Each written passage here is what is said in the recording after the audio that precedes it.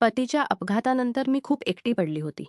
ते दिवसभर एका खोलीत पडून राहायचे आणि व्यवस्थित चालू शकत नव्हते.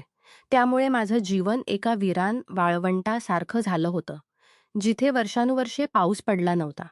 एक दिवस माझ्या एका रिश्तेदाराचा मुलगा आर्यन आमच्या घरी राहायला आला. त्याच्या येण्याने मलाही बरं वाटत होतं आणि मनही लागून राहत होतं. मी त्याला लहान मुलगा समजून जवळ बसवून घ्यायची. पण एक दिवस त्याने त्या वाळवंटात पाऊस पाडला. मित्रांनो, आजच्या या रोमांचक कथेत तुम्हा सर्वांचं स्वागत आहे. माझं नाव प्रिया आहे.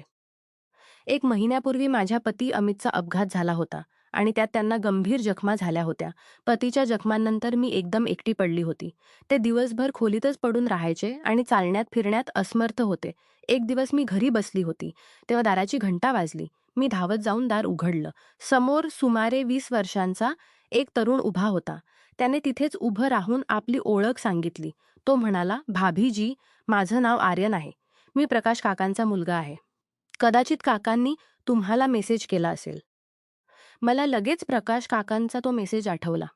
मी त्याला म्हणाले, "हो, आत या," आणि दार बाजूला केलं. आर्यन संकोच करत आत आला. तो म्हणाला, "भाभीजी, मी आजच इथे आलो आहे. सुमारे 8 वर्षांपूर्वी मी तुम्हाला पाहिलं होतं. तेव्हा मी शाळेत शिकत होतो. तुमच्या लग्नाचं कार्ड आमच्या घरी आलं होतं.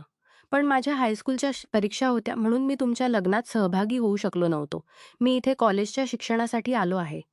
आणि हे घ्या, काकांनी हे सामान तुमच्यासाठी पाठवलं आहे." एवढं म्हणताच त्याने मला एक पिशवी दिली. पिशवीतून बागेतील ताज्या फळांची, भाज्यांची आणि अचाराची छान वास येत होता. मी खूप आनंदाने आभार मानून पिशवी घेतली आणि त्याला चहा नाश्ता दिला. दरम्यान मी त्याला जोर देऊन सांगितलं, "तू इथेच राहा. मी काकांना सांगितलं आहे की तुला सगळं तयार मिळेल. तू फक्त आपल्या अभ्यासावर लक्ष दे." तो उठला, "हे आपल्या अभ्यासावर लक्ष दे." आर्यन आणि बाहेर ठेवलेला सगळा सामान पटकन आत घेऊन आला. तो दिवसभर आर्यन आपल्या खोलीची व्यवस्था करत राहिला. थोड्याच वेळात त्याला इथे आपलेपण वाटू लागलं होतं. पण त्याचं मन इथे इतक्या लवकर लागेल असं मी कधीच विचार केलं नव्हतं. दुसऱ्या दिवशी मी आर्यनची माझ्या पती अमितशी ओळख करून दिली. आर्यन हैराण झाला. तो विचार करत होता, कमाल आहे. काल दुपारपासून रात्रीपर्यंत यांची काही आवाजही ऐकू आला नव्हता. या घरात भाभीशिवाय दुसरा कोणी राहतो हे मला जाणवलंच नव्हतं.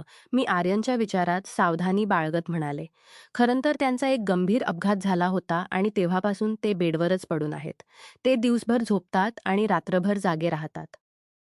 पण काल कदाचित जास्त औषधांमुळे ते दिवस-रात्र झोपतच राहिले." दिवस असेच जात होते. आर्यनच्या येण्याने मी खूप खुश होतो. 2 लोकांच्या सुनसान घरात थोडी रौनक आली होती. आर्यन स्वभावाने खूप चांगला होता आणि माझी खूप काळजी घ्यायला लागला होता. एक रोज मी स्वयंपाकघरात काम करत होतो आणि गाणं गुणगुणत होतो. तेव्हा आर्यन स्वयंपाकघरात येऊन माझा हात बांधू लागला. मी हसत म्हणाले, "आर्यन, तू अजून लहान आहेस. तुझं काम आहे अभ्यास करणं आणि फक्त अभ्यास करणं. तू हे सगळं काम करू नकोस." त्याने उत्तर दिलं, "हो भाभी, अभ्यास करणं माझं काम आहे नक्कीच. पण मी इतका लहानही नाही. मी पूर्ण 20 वर्षांचा आहे." मी आश्चर्याने आर्यनकडे पाहिलं तर तो म्हणाला, "हो भाभी, मी आता कॉलेजमध्ये शिकतो. आता मी लहान राहिलो नाही." हे ऐकून मी पूर्ण शांत झाले. एक दिवस गप्पांमध्ये आर्यन माझ्याकडून माझ्या पती अमितबद्दल विचारू लागला की त्यांना काय झालं होतं. हा अपघात कधी आणि कसा झाला? मी उदास होऊन म्हणाले, "आधी ते पूर्ण फिट होते आणि आमचा सगळा व्यवसाय ते एकटे सांभाळत होते. सगळं चांगलं चाललं होतं आणि आम्ही हसत-खेळत एकत्र राहत होतो. मग एक दिवस असं घडलं की ते कारखान्यातून घरी परतत असताना रस्त्यात त्यांचा अपघात झाला. त्या अपघातानंतर आमचं जीवन आणि घराची परिस्थिती दोन्ही बदलली. त्यांच्या पायांना खूप जखमा झाल्या होत्या. सगळं उपचार करून घेतलं आहे. पण ते अजून व्यवस्थित चालू शकत नाहीत. तर त्यांना पूर्ण 10 मिनिटं लागतात. म्हणून ते जास्तीत जास्त आपल्या खोलीतच राहतात. आठवड्यात 3 दिवस फिजिओथेरपिस्ट येतो आणि बाकी वेळ ते चित्रपट बघतात आणि पुस्तकं वाचतात. डॉक्टरांनी सांगितलं आहे की वेळ लागेल पण ते हळूहळू बरे होतील आणि आरामात चालू लागतील. आर्यन हे ऐकून त्यांच्याकडे पाहत होता. त्याला माहिती होतं की आमच्या लग्नाला फक्त 5 वर्ष झाली असतील. तो म्हणाला, "भाभीजी, तुमच्या लग्नाला सुमारे 5 वर्ष झाली आहेत ना?" मी म्हणाले, "हो, 5 वर्ष झाली आहेत." तो म्हणाला, "मलाही आठवतं भाभी. तेव्हा माझ्या परीक्षा चालल्या होत्या आणि म्हणूनच मी तुम्हाला भेटलोही नव्हतो. मी कदाचित शाळेत शिकत होतो तेव्हा मी एकदा तुम्हाला पाहिलं होतं. तुम्ही काकांकडे काही पुस्तकं घेऊन आला होता." मी म्हणाले, "हो, हो.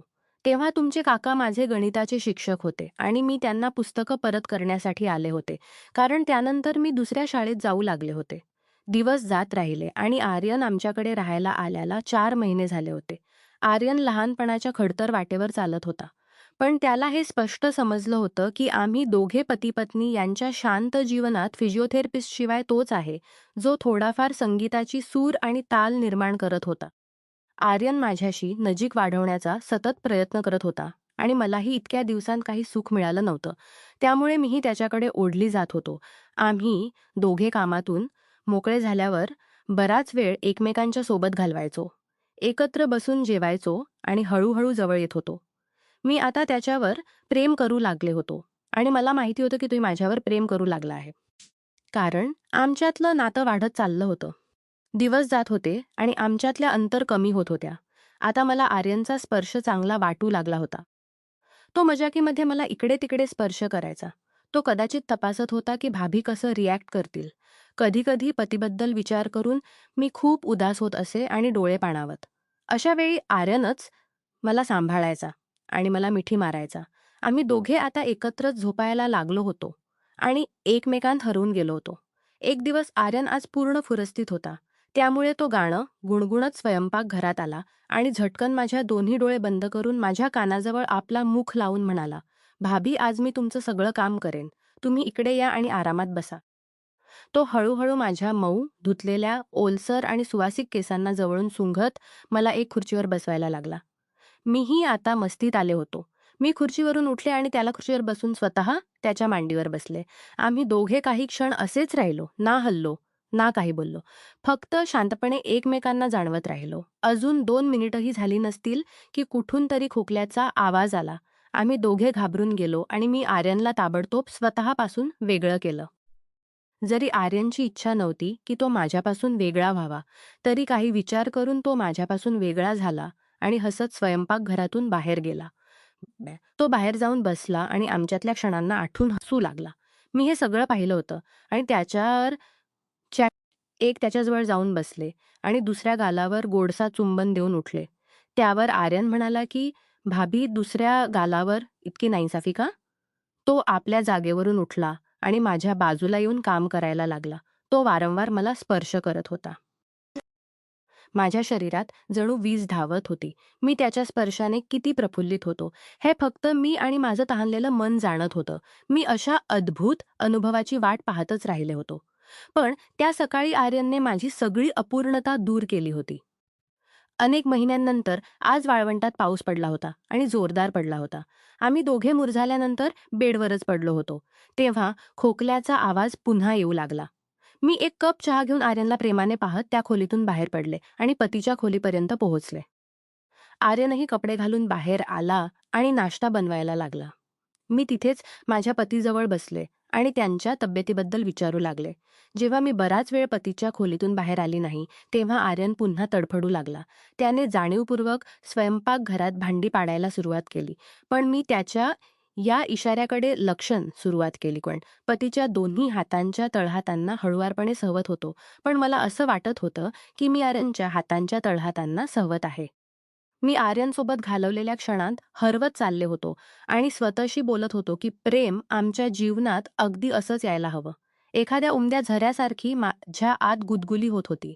पण मी या गोष्टीपासून पूर्ण बेखबर होतो की माझ्या पतीला माझा हा वागणूक खूप विचित्र वाटत होता. तेही हे जाणवत होतं की मी सोबतही पूर्ण झोपत नव्हते आणि जर झोपत असेन तर त्यांच्याकडे पाठ करून झोपत असेन. मी नववधूसारखी बनले होतो आणि माझे हावभाव आणि माझा अंदाज माझ्या पतीला हैराण करत होता. आर्यनही जो सुरुवातीला त्यांच्याशी कधी-कधी फक्त 1 सेकंदासाठी भेटायचा, तो आता खांदेही दाबत होता आणि चहाही पाजत होता. एक दिवस स्वयंपाकघरात मी चहा बनवत होतो. तेव्हा आर्यन येऊन मला मागून आपल्या बाहूंमध्ये भरून घेतलं. आणि मला चुंबन घ्यायला लागला. मीही त्याच्याशी लिपले आणि आम्ही दोघे एकमेकांत हरवून गेलो. तेव्हा खट असा आवाज आला. या आवाजाने आर्यन घाबरून गेला. आम्ही दोघे एकमेकांपासून वेगळे झालो आणि हसू लागलो. आर्यनच्या प्रेमाला पाहून मी खूप खुश होतो. आधी जी मला माझी जीवन ओझ्यासारखी वाटत होती, आज तीच जीवन मला फुलासारखी, ढगांसारखी आणि कापसाच्या गोळ्यासारखी वाटत होती. मी आर्यनच्या इथे येण्याला निसर्गाच्या एखाद्या चमत्कारासारखं मानलं होतं.